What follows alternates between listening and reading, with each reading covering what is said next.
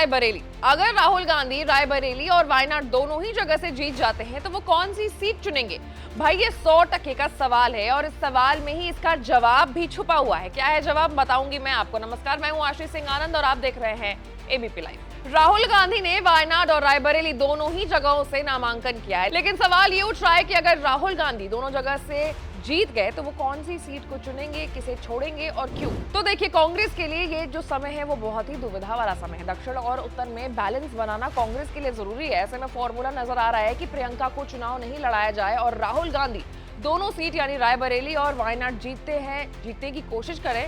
और राहुल का लड़ना इसलिए जरूरी है क्योंकि अभी वो कांग्रेस का चेहरा है, वो लड़ाई से भागते हुए नजर नहीं आ सकते हैं। अगर राहुल गांधी दोनों ही सीट जीत जाते हैं तो प्रियंका को वायनाड से उपचुनाव लड़ना चाहिए। इस तरह उत्तर और दक्षिण में गांधी परिवार का अस्तित्व बना रहेगा, साथ ही नॉर्थ और साउथ का बैलेंस भी रहेगा। हिंदी हार्टलैंड में कांग्रेस के पैर जमे रहेंगे। कांग्रेस नेताओं के मुताबिक अगर राहुल दोनों सीटों से जीतते हैं तो गांधी परिवार के लंबे कनेक्शन का हवाला देकर उनके लिए रायबरेली चुनना आसान रहेगा।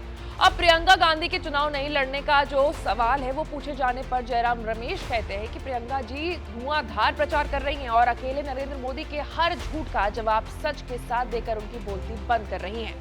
इसलिए ये जरूरी था कि उन्हें सिर्फ अपना चुनाव क्षेत्र तक सीमित ना रखा जाए। प्रियंका जी तो कोई भी उपचुनाव लड़कर सदन पहुंच जाएंगी। शतरंज की कुछ चालें बाकी हैं, थोड़ा इंतजार कीजिए। जयराम ने जिस तरीके से प्रियंका के लिए उपचुनाव की बात कही है उससे फिर से कयास लगाया जाने लगा है कि क्या कांग्रेस ने राहुल गांधी को रायबरेली की सुरक्षित सीट देकर प्रियंका को उपचुनाव के जरिए सदन में भेजने का रास्ता चुना है। कांग्रेस को वायनाड से राहुल की जीत पक्की लग रही है। सवाल उठ रहे हैं कि क्या रायबरेली में जीतने के बाद राहुल यहां से सांसद रहेंगे और वायनाड सीट छोड़ने पर होने वाले उपचुनाव में अपनी बहन प्रियंका के लिए चुनावी राजनीति के द्वार खोलेंगे।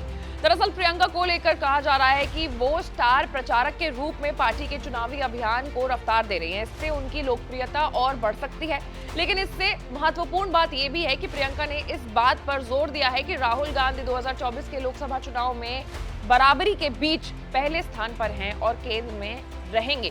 यदि राहुल वायनाड और रायबरेली दोनों जीतते हैं तो प्रियंका बाद में उपचुनाव में कदम रख सकती है। तो ये पूरी प्लानिंग है, ये पूरी रणनीति है जो कि कांग्रेस ने बनाई है और यही पूरी वजह है जिस वजह से रायबरेली से राहुल गांधी खड़े हुए हैं। और ये बात साफ है कि अगर ये दोनों सीटों से जीतते हैं तो किसे चुनेंगे और किसे छोड़ेंगे और क्यों।